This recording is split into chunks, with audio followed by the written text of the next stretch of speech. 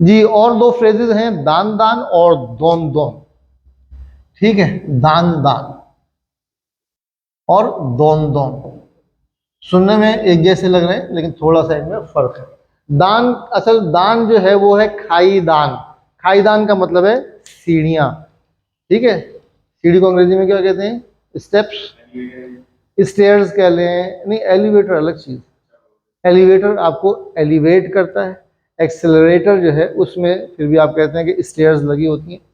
खाई दान का मतलब है सीढ़ियां या स्टेयर्स। अब वो सीढ़ियों का जो स्टेप होता है उसको हम दान कहते हैं। ठीक है, दान काई भी कहते हैं। तो दान दान का मतलब है स्टेप बाय स्टेप। ठीक है, कदम ब कदम, सीढ़ी बाय सीढ़ी, स्टेप बाय स्टेप। ठीक है तो हामिद हमारा फेवरेट आदमी, हामिद वा दान दान निहोंगो गा जोजू नि नत्ता या नारी मश्ता। हामिद जो है वो step by step, Aahista Aahista, gradually. दान दान का मतलब ग्रेजुअली, स्टेप बाय स्टेप, जापानी जुबान में माहिर हो गया। ठीक है, पाकिस्तान व दान दान, ऐसा हम खाली सोच सकते हैं, ऐसा हो नहीं रहा।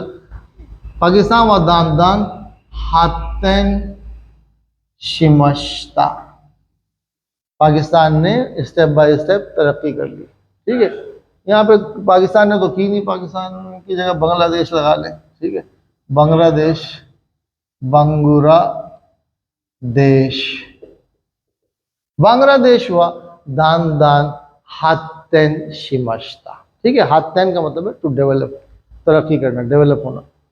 बांग्लादेश हुआ दान दान हातेन शिमश्ता। तो पाकिस्तान असल में दान दान तरक्की नहीं करेगा, पाकिस्तान दोन दोन करेगा।